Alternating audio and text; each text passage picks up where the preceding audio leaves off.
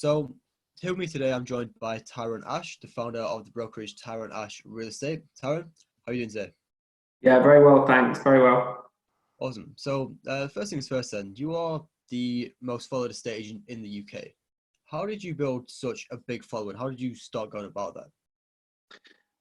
First of all, I mean, I don't usually like to be called an estate agent. I feel like no, it's fine because it's the common term used in the UK. But I've got to be honest, I feel that the difference in kind of quality with regards to what we do as fully fledged real estate agents in comparison to estate agents, unfortunately, is stratospheric difference. So real estate agents, but yeah, estate agent effectively in the UK. So with regards to following, I mean, it was something that just was, I suppose, a byproduct of what I was trying to do. For me, I don't believe there's anybody in the UK that has really stamped their mark on the real estate industry. I feel there's some estate agents that have built some pretty good profiles, but no one's really blown me out of the water. So I felt like, okay, it's, I'm going to be the attraction agent for the UK, and that's what I'm going to do, and that's what I'm doing. And I haven't even really got started with it yet, to be honest. Sure.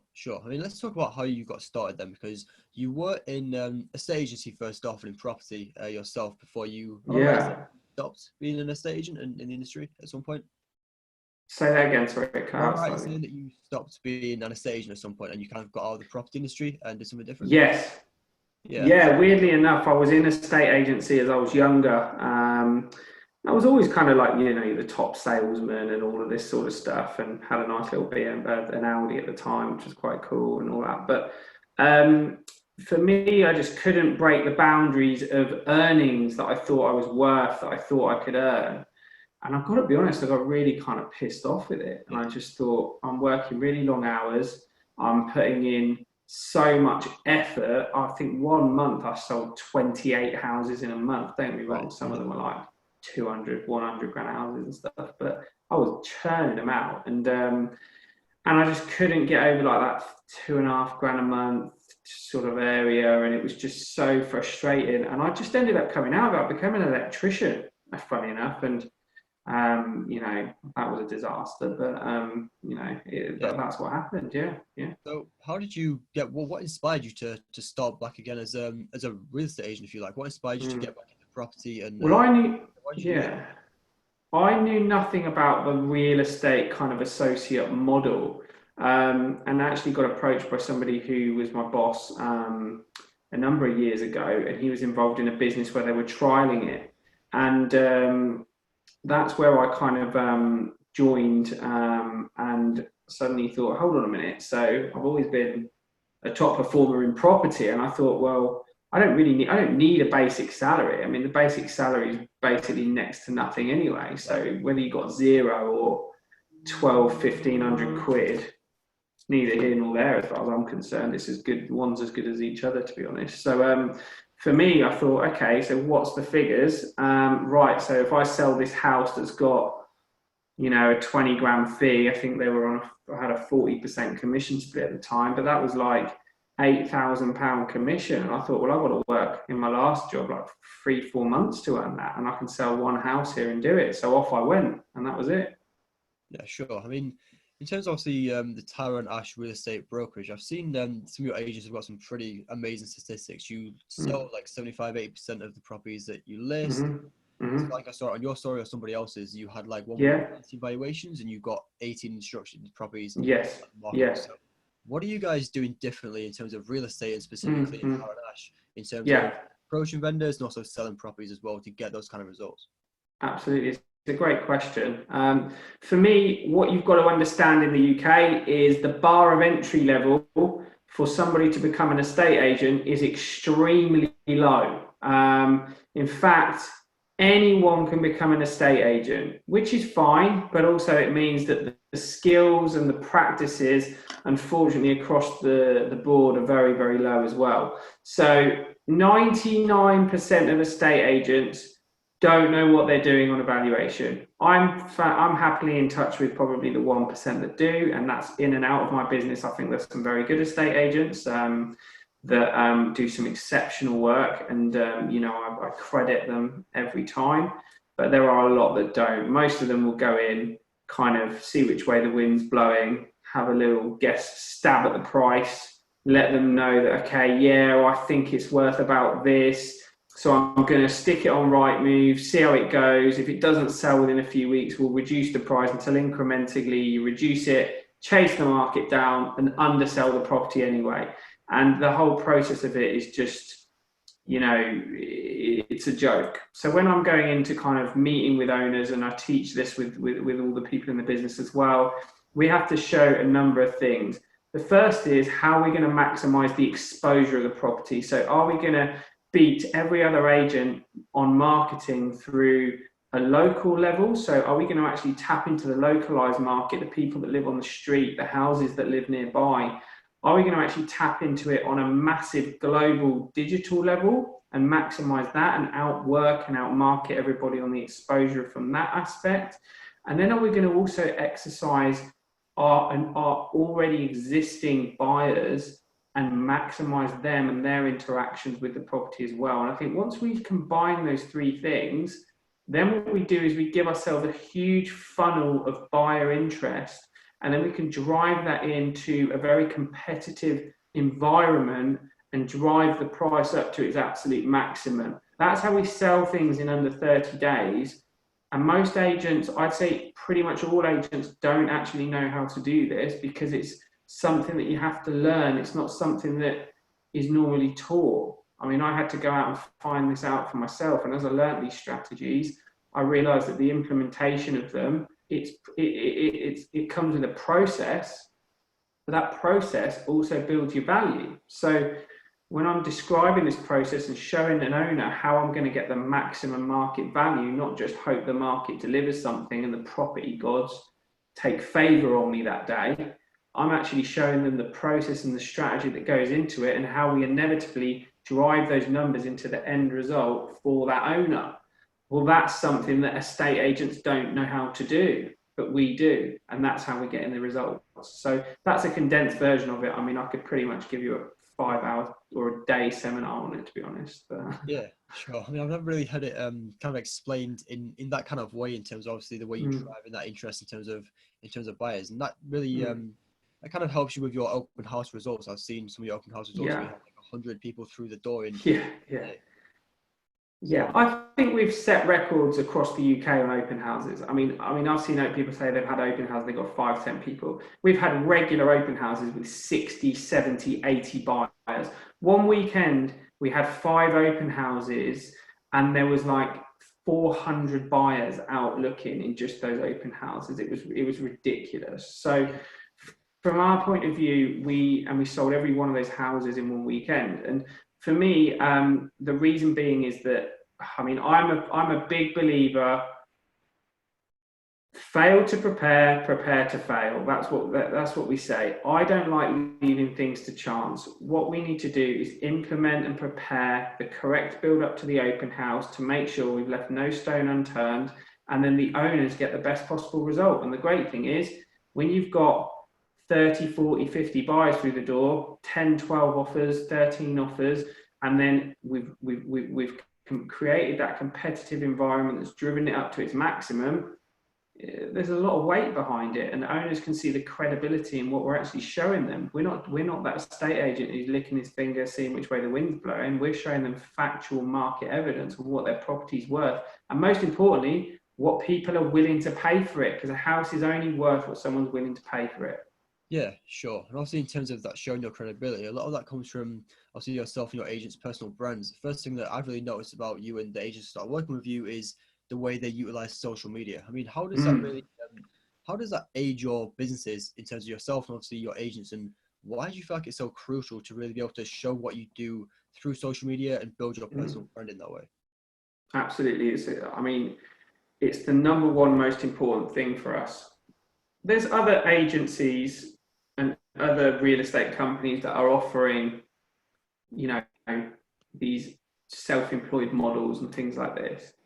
But what they don't understand is they're doing it as an estate agent. Yes, you've got somebody there going, yeah, I've got this house to sell and blah, blah, blah, and that's great. But that's not enough. It's not enough. What I'm creating are what we call attraction agents. Attraction agents are known experts in their field. Their personality, it shines through in what they're doing. So when you interact with their Instagram page, their LinkedIn page, their Facebook page, you can see their personality, you can see their interests, you can see the tones of their voice, you can see their excitement, their enthusiasm, their knowledge, their credibility. It shines through. Everything from, what I don't like doing is going onto a page, and whether it's, you know, say on like Instagram, which is obviously our strength, and then their page looks like a Rightmove page or a website for property. It's like, that is not what the purpose of this is for. The purpose of this is for getting your personality out there. Everybody wants to know who's the person, who's the face of the business. The face of the business is who you're dealing with, not a picture of a house. The house is important, sure, but it's the person that is the point of contact for that for that business. Sure. So aside from obviously being the showing your face, being personal, obviously in your personal brand, what really some of the foundations to a successful personal brand, whether you're a director, you're a self-employed real estate agent, or you just want to earn some more money inside your current role, what are some key foundations that people need before they go about building their own personal brand? I think the main thing is authenticity. I think you've got to be authentic with what you're doing. I mean, I started off when I was kind of getting my personal brand out. I started off almost trying to be like I'm a polite person, but I was trying to be almost overly polite, like trying to talk a certain way and you know what I realized is that we're in real life here. Do you know what I mean? There's pitfalls, there's highs, there's lows, there's Brexit, there's pandemics, there's real life going on around us, and I call a spade, and for me, I feel that mine has naturally progressed from being the person that wanted to, keep as many people happy as possible, through to actually telling it like it is and letting people know that I'm a straight talker, I'm a genuine person, and actually I am here to get people the best results for them in all the power that I can do that. And I think that when somebody does that in their personal brand and they come across genuine and they represent that from a genuine, authentic place, people will relate to it. And that's the key thing. People have to be able to relate to you. You can't just be, of course, with Instagram, everyone wants to portray themselves in the best possible light. Everyone wants to look like an influencer. Everyone wants to do a certain thing to make themselves look better than potentially they are. But there's nothing wrong with putting yourself in the best possible light, but getting your personality across and letting people know that you're a human being. You've got your quirks, you've got your kind of different things that you do. You've got your kind of, there's no like right or wrong answer. It's just a case of you being you, but also lacing that with credibility and with your, what you're actually doing. Because when you combine it all, it's a magic formula. If somebody's just layering on a product to you and just like, do you want this? Do you want this? Do you want this? Eventually it doesn't matter how nice they are, they're going to annoy you.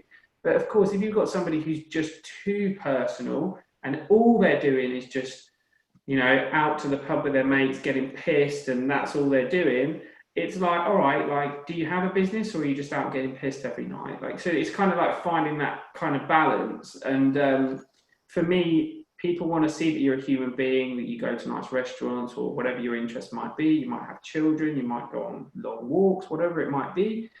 And then also just let them know, actually, also in our case, we work in property, we sell property. These are the types of properties we sell. Here's some market knowledge. This is what I've been doing, all these type of things. So it's about opening people's voyeuristic kind of question marks and opening that up into your brand, into your business, into your personality, combining it all. And that, I believe, is the magic formula. Sure. I know I've been there for a lot of last year when I was building my own brand, I kind of wanted to relate to property, so I'd wear a shirt and stuff and speak in it in a certain way with certain phrases Yeah. and stuff that I wouldn't normally do, and Yeah. kind of ditch a shirt in a way. It's not really myself in the way that I work personally. Yeah. I kind of saw a lot of more success when I just started to be myself, be a 21-year-old, and just kind of talk how I would normally talk in a way. And people like that, they just kind of respected it a lot more because you're not trying to be somebody that you're not, or just trying to again Absolutely. Yeah. just appease the people that you want to listen to you in a way. So yes, Absolutely. Yeah. really good tips there. I mean, as a final thing, where do you feel like your own agents stand in the whole kind of industry of property, if you like, in terms of estate agency? Are you kind of the front runners, if you like, kind of setting the pace, setting new trends, and where do you see that going in the future? Yeah. So I feel that there are some good companies out there. I feel that, and I do respect them. I think that there are companies that are operating, I think, not great. And I feel that for us, we're not trying, because one of my big criticisms of real estate and the self-employed model as a growing industry is all they care about is agent count. All they care about is agent count. The amount of what they don't realize is the amount of their agents that I'm interviewing is frightening, because all they're doing is they're being sent on a little training course about these wonderful pie in the sky ideas about how you can do it, but there's zero implementation. Zero. I'm all about accountability and implementation. So for me, we've got our agents, but I don't just try and recruit 150 agents immediately. I could have done 100%. I could have done, but what I want is those agents actually not sinking. I want them succeeding. I want them actually becoming self-sufficient agents. And our processes and protocols really, really stop at the accountability stage. We make sure the buck stops with me. I am accountable for the result with that agent, and you can speak to anyone in our business. My skin is in this game just as much as that person.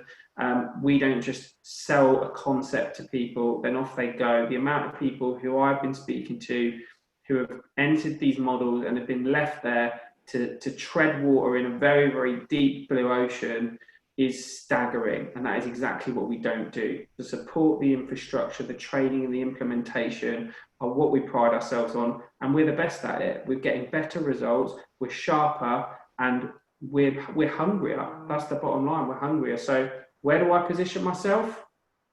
I'm number one every time. Always will be. Sure.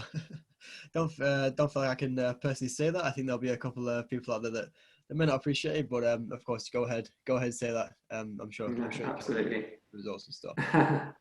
So yeah, great interview. Really good to speak to you, and some amazing tips of personal branding and real estate as well. So Tyron, thanks for coming on, and I'm sure I'll speak to you again soon.